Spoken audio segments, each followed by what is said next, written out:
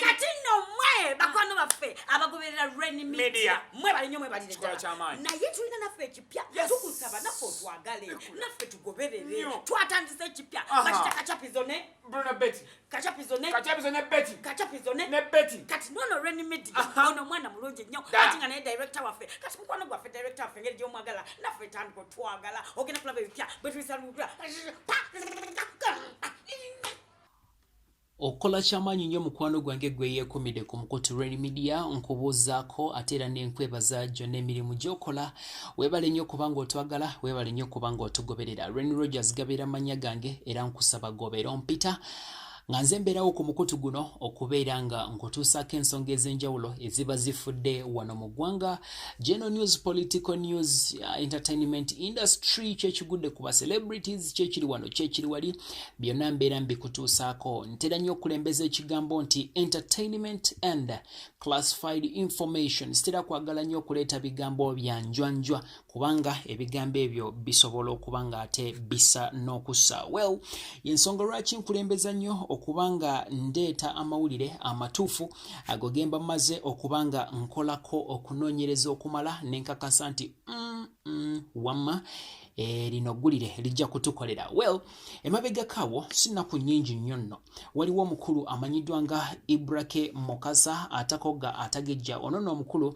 nga presenter ku Star TV Uganda kwogatta n'okuba nga ya runninga YouTube channel emanyiddwa nga Wolokoso mu UG Extra omusajja ono ayina credit okubanga y'omu ku ba YouTubers oba y'omu ku ba YouTube personalities abaweebwa ekitiibwa olw'engeri gy'akolamu omulimu gwe kwogatta n'engeri gy'ayogeramu nga ali soft spoken ng'ate musajja kwegamba asikiriza mu ngeri gy'akolamu emirimu gye alaga nti abeera so professional mu ngeri gy'ahandolingamu ensonga ze naye recently ayina ate ekintu kye yagenze n'akola ekyaleetedde bafans ab'enjuyi ez'enjawulo okubanga beebuuza omusajja abadde ki omusajja kiki omusajja lwaki asojja nnyo lwaki yakoze kino lwaki ayogedde bw'ati well bino byonna byagenze okutuukawo omukulu ono abadde ku mpewo ku Star TV Uganda n'avayo n'ayogera ebigambo ebikankana nga byogerera omukyala amanyiddwa nga Lydia Jasmine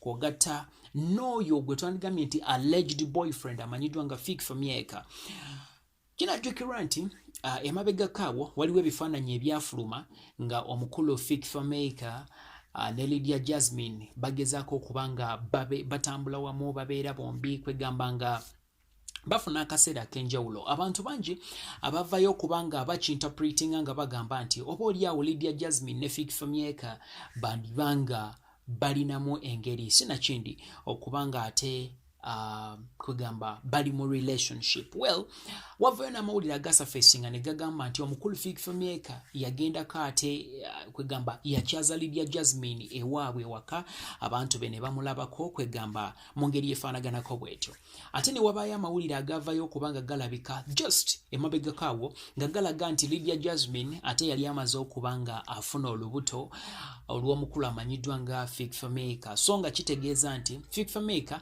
yali amaze okubanga atikka Lydia Jasmine ettu lyamugema teri n'omu alina bukakafu kuba teri yalaba ka strip ako nga Lydia Jasmine atestinze positive of pregnancy era tewali n'omu yalina information nti oba Fig Famyeka yamugamba natise Lydia Jasmine olubuto oba teri n'omu agamba nti nze Lydia Jasmine yaŋŋambye ndi lubuto lwa Fig Famyeka naye ekintu kino kiteekwa okubanga tekyasanyusa mukulu amanyiddwa nga Ibrake Mukasa owa Wolokoso mu UG Extra oluvannyuma lw'okubanga ennaku ntono nnyo emabega yavuddeyo n'agenda ku mpewo za TV nga bwe nkugambye na recordinga almost show ye yonna ebadde eri ku bantu abo babiri yayogedde ebigambo bingi nnyo n'agamba Lydia Jasmine talina magezi ne Fig Famyeka talina magezi sebo n'agamba n'okugamba nti Lydia Jasmine ateekwa okubanga amusinga obukulu sinakindi nga benkana n'agamba nti Fig Famyeka kaana kato atuuka atya okubanga asiruwala ekyenkaniddawo okubanga akkiriza Fig Famyeka okumu bachita batya how can I say it mu ngeri eri decent okubanga amutika olubuto okitegeera n'agamba nti agenda kutandikawo kampani egaana abantu okumala gazaala nga kwegamba bwe bakukebera nga tolina magezi kampuni ya Ibra bwe kukebera nga tolina magezi bakujjako olukusa oluzaala oleme okuba nga obusiru bwo oba obutaba na magezi obutransferinga mu generation yeddako ye bwagamba mu vidiyo eyo era n'agamba nti bino byonna Lydia Jasmine ne Fik Famiko okubanga bagenda kuzaala omwana ye teyakisiimye era n'agamba nti Lydia Jasmine yayinza n'okubanga olubuto yalugyemu. Ebigambo bino tebyagenze bulungi eri abo abali mu nkambi ya Lydia Jasmine and trust me bangi bafyuminze bangi bayatise naye. So Lydia Jasmine oluvannyuma lw'okulaba ebintu bino ate naye ayina kyeyayogedde naye nga tetunaba kubanga tugenda mu ki Lydia Jasmine kyeyayogedde kansooke nkuzannyire akatambi kano owulire ebigambo omukulu ono byeyayasanguzza ku mukutu gwa Terefayina ku mpewo oba ku mayengo ga TV erabibwa abantu oba omukutu gwa TV ey'ensi oba ey'eggwanga. Omanye olutalo lwavudde ku ki?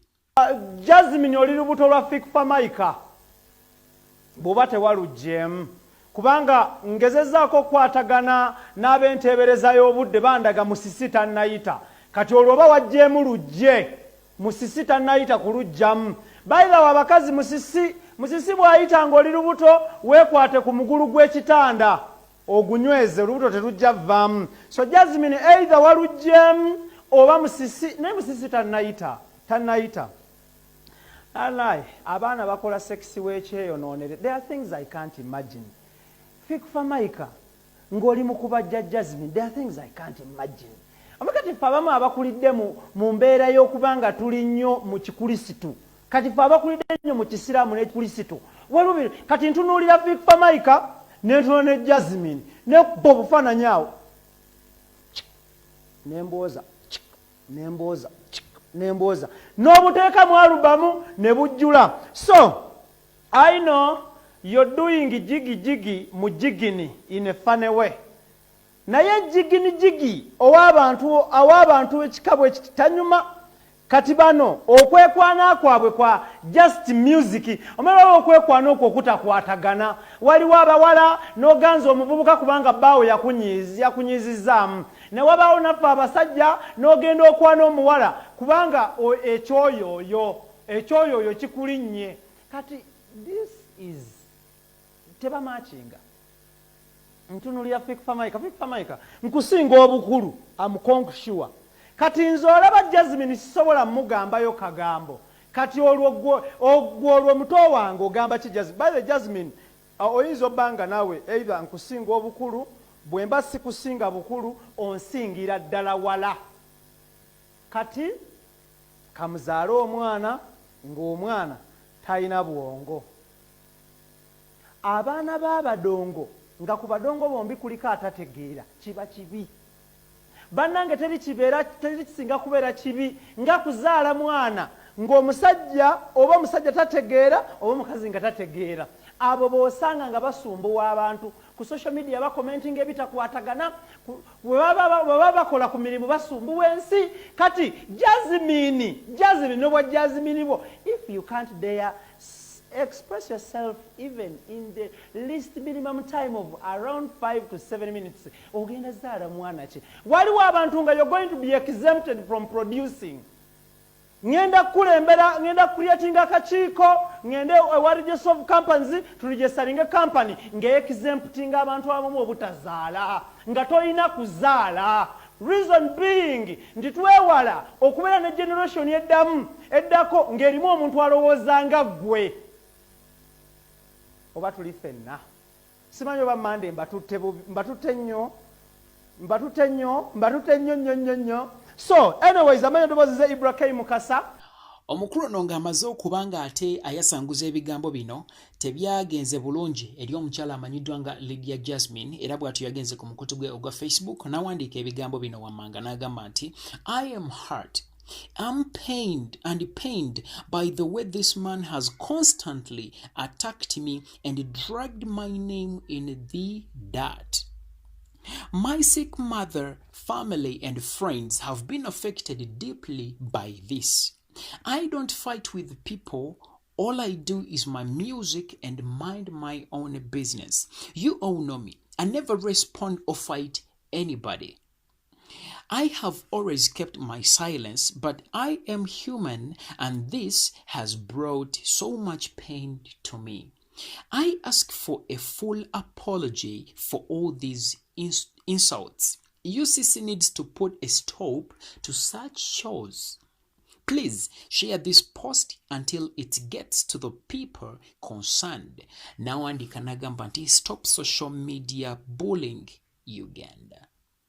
Kinajjukirwa nti kino kigenza okutuukawo ng'omukyala amanyiddwa nga Sheila Gashumba yakamala okuba nga ate aleeta effect ku mulimu gw'omukyala amanyiddwa nga Tina Fierce oluvannyuma lw'okuba nga alina ebigambo bye yamwogerera era Tina Fierce n'abeera nga agibwako programu ya Scoop on Scoop ku Urban TV nga waliwo n'ebigenda maaso n'okwogerwa nga bigamba nti bagenda kumureplacinga waliwo omwana muwala agenda okukwata programu eyo. Ibrahim Mukasa ate y'omu ku bantu abavuddeyo okubanga benyigira mu social media bullying, ekintu kyesisuubira nti kyandibadde kimugwana. Omanyi osobola okwogera ekigambo kimu bwe kiti naye tomanya kiki kye kisobola kukola ku muntu, tomanyi effect gye kisobola kuleeta ku muntu, tomanyi kiki kye kisobola kukosa ku bulamu bw'omuntu oyo. So osobola okukyogera mu ngeri ey'olusaagosaago oba mu ngeri gy'ogamba nti gwe tobadde serious, naye tomanya muntu oyo ngeri gye kimutokyaringamu era tomanya kiki kiddako mu bulamu bwe.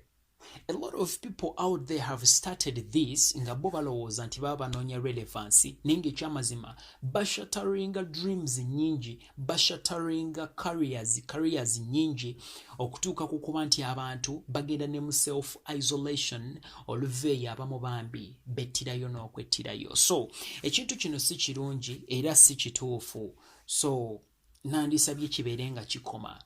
Omuntu bw'aba takweyinaako lutalo lwaki oba omuggulako olutalo? Abantu abamu bavuddeyo ne bagamba nti oba oli awo ng'omukulu ono ayina ensonga ze ezitaggwa wakati we ne Lydia Jasmine ng'agezaako kuyisawo message ye. Kyesaagala kukkiriza. So mukwano gwaffe gwe atulaba ku Rain Media, genda wansi mu comment section obeere ng'ate otubulira endowooza yo. Omukulu Ibrahim Mukasa olowooza yeetonde oba tagejjatako ga ali beyond kwetonda? Ye gwolowooza ensonga eno ey'okubanga ba presenters bavaayo okubanga baataakinga abayimbi ne ba personalities ab'enjawulo gw'ogyogerako ki? Write down your comment below in the comment section and let us know what you think about this exactly. Thank you so much. I love you and thank you for always following, liking and commenting on our videos. Kindly subscribe if you haven't yet subscribed, and don't forget to share this so that it can reach to the people out there. Renny Rowe just be my name, and right about now I sign out. Renny Media, subscribe.